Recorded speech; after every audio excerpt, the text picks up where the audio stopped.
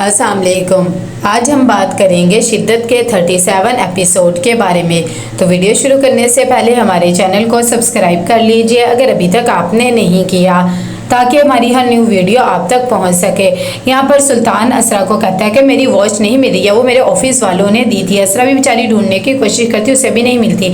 सुल्तान ने वो वॉच पहले ही अपने बैग में रख ली होती है और उसे कहते हैं कि जब मैं ऑफिस से आऊँ तो मुझे वो मिल जानी चाहिए। जैसे ही वो चला जाता है, असरा बेचारी सारे घर में ढूंढती रहती है, लेकिन उसे कहीं भी वो वॉच नहीं मिलती है। कि इतनी देर में यहाँ पर असरा की माँ कहती है कि कहाँ पर जा रहे हो, मुझे आज डॉक्टर के पास जाना है, तो क्या तुम भी मेरे साथ चलोगे। ये बात जब सुनता है शयान तो वो कह देता है कि अच्छा ठीक है, वैसे भी मैं एक दोस्त की तरफ ही जा रहा था। कितनी देर में वो असरा को मैसेज करता है और उसे कहता है कि फिर किसी दिन प्लान बना लेंगे। और कहता है कि मैंने तो उनकी तरफ ही जाना था, लेकिन फिर किसी दिन चला जाऊंगा। जब उसकी दादी ये बात सुनती है तो कहती है कि अच्छा भाई, फुप्पो से मिलने का बहाना चाहिए था। ये बात सुनकर खैर वो खामोश हो जाती है।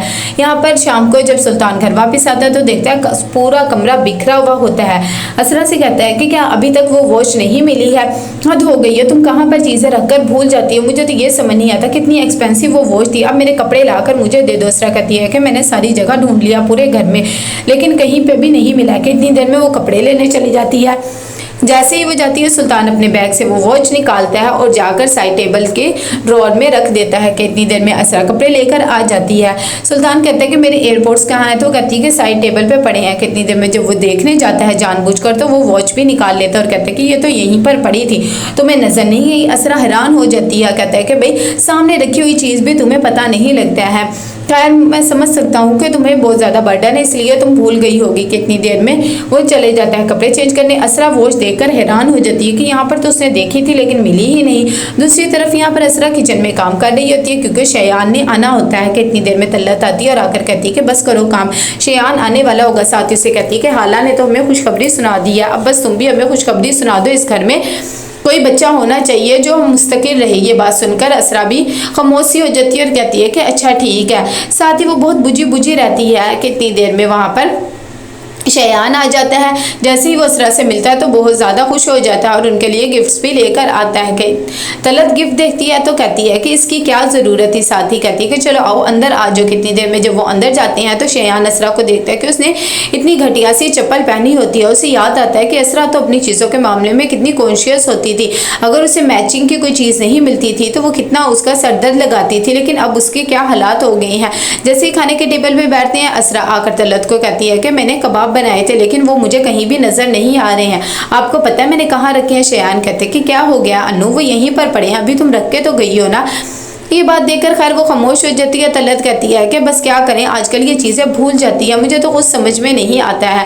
खैर वो भी कुछ ज़्यादा नहीं बोलती है। असरा आ जाती है और आकर खाने पे बैठती ही है। कि कहती है कि मैं शायद नल खुला छोड़कर आ गई हूँ। सारे उसे मना करते हैं, फिर भी वो किचन में जाती है देखने के लिए। जब वहाँ पर जाती है तो कोई भी नल खुला नहीं होता। खैर वो खामोशी हो जाती है और जब वापस आती है तो शयान कहते हैं कि क्या नल खुला हुआ? तो कहती है कि नहीं, मुझे आवाज़ तो आ रही थी लेकिन खुला हुआ नहीं था। शयान भी उसकी बात को कवर कर लेता है और कहता है कि हाँ आप बहुत ज़्यादा काम में बिजी रहती हैं, इसी वजह से आपको पता नहीं लगता होगा, लेकिन ये कोई इतनी बड़ी बात नहीं है। असरा कहती है कि हाँ शायद मुझे ही भूल गई होंगी मैं, वैसे मुझे लगा था। लेकिन खैर वो खामोश हो जाती है। शयान जब दावत से घर वापस जाता है तो अपने माँ बाप से कहते हैं कि मुझे आपसे अनु के बारे में एक बहुत ज़्यादा ज़रूरी बात करनी है। वो भी हैरान हो जाते हैं। कहता है कि मैं आज उसके घर गया था, वो बहुत ज़्यादा वीक लग रही थी और बहुत ही थकी हुई, हर टाइम काम करती रहती है। मेरे ख्याल से आपको एक मेड का इंतज़ाम कर देना चाहिए, चलो उनकी थोड़ी सी हेल्प होगी। इस तरह मुझे उनकी हालत देखी नहीं जा रही थी। जब ये बात सरवर सुनता है तो वो भी हैरान हो जाता है और कहता है कि देखो अब वो अपने ससुराल में है, हम उसके लिए मेड तो नहीं रख सकते। खैर वो अपनी बीवी को फिर भी कहता है कि तुम असरा से बात करके देखो, फिर कुछ ना कुछ हम सोच लेंगे। ये बात जब से सुनती है तो वो भी हैरान सी हो जाती है और कहती है कि अच्छा ठीक है, मैं कुछ ना कुछ करती हूँ। दूसरी तरफ तलत आती है सुल्तान के पास और आकर कहती है कि देखो उसका भांजा आ जाया था, सारा ही जायज़ा भांप गया है। अब उसके भाई ने कॉल करी थी, इतनी ज़्यादा तक लहजा था, इतनी बातें सुना रहे थे। और साथ ही वो सुल्तान को भी कहती है कि भाई तुम बच्चे वगैरह की कोई प्लानिंग करो, उसका ध्यान भटक जाएगा। और वैसे भी तुम उससे थोड़ा सा नरमी से बात किया करो, बहुत ज़्यादा तुम सख्ती उसके साथ करते हो। सुल्तान कहते हैं कि उसका भाई अगर वो कर रहा था, गुस्सा तो करता रहे, उसकी पागल बहन को हम समझा रहे हैं और वैसे भी मैं उसे अभी माँ नहीं बना सकता, उसका तो दिमागी तवाज़ुन ही ठीक नहीं है। यहाँ पर असरा झूला खुद ही आगे कर रही होती है कि एकदम करते करते उसके हाथ पर चोट लग जाती है। दूसरी तरफ उतनी देर में सुल्तान भी ऑफिस से घर आ जाता है। वो आते ही असरा को बुला रहा होता है क्योंकि उसने पानी पीना होता है। कहता है कि पता नहीं ये कहाँ चली जाती है कि तलत की नज़र असरा पर पड़ती है और कहती है कि ये तुमने क्या किया, इतना ज़्यादा तुम्हारा हाथ कट गया है, तुम्हारा ध्यान कहाँ पर होता है। कि असरा कहती है कि कुछ नहीं, कि इतनी देर में वो सुल्तान को भी बुला लेती। जब सुल्तान देखता है तो कहता है कि भाई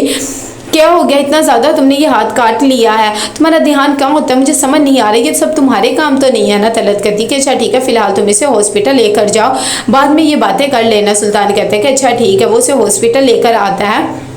असरा पट्टी कर रही होती है, तभी वो कहता है कि कोई हाल नहीं है इसका, कि इतनी देर में फ़ोन पे वीडियो बनाने लगता है। लेकिन डॉक्टर मना कर देती है कि थोड़ी देर में उसे फ़ोन आ जाता है। तभी वो अपनी कुलीग को भी बताता है कि मैंने भी कोई फाइल्स वगैरह नहीं देखी, भी घर आया था तो बीवी ने हाथ काट लिया, डॉक्टर के पास लेकर आया हूँ। साथ ही डॉक्टर कहती है कि प्लीज़ आपने अगर कोई बात वगैरह करनी है तो बाहर जाकर करें, ये इमरजेंसी रूम है। कि इतनी देर में वो बाहर जाता है और जाकर वीडियो बनाने लग जाता है और कहता है कि मेरी बीवी का तो कोई हाल ही नहीं है, ऑफिस से थका आ घर आया और आते ही उनको ये सब कुछ करने लगे। यहाँ पर डॉक्टर कहती है कि आपको दर्द वगैरह हो रहा होगा, मैंने कुछ मेडिसिन लिख दी हैं। साथ ही कहती है कि अब आपको कैसा फील हो रहा है। कितनी देर में सुल्तान कहते हैं कैसा फील होना है, वैसे भी इसको तो शुक्र अदा करना चाहिए कि इसको इस तरह का हस्बैंड मिला है, देखो आते ही कैसे भगा के रख दिया, मुझे तो इसकी समझ नहीं आती है। कितनी देर में जब वो लोग घर आ जाते हैं, रात हो जाती है, सुल्तान असरा कहते हैं कि भाई तुम अभी तक जाग क्यों रही हो, सो जाओ ना। असरा बेचारी बहुत ज़्यादा घबराई रहने लग जाती है और इतना ज़्यादा बर्डन होता है, प्रेशर, वो कुछ भी कहने लग जाती है और कहती है कि अच्छा ठीक है।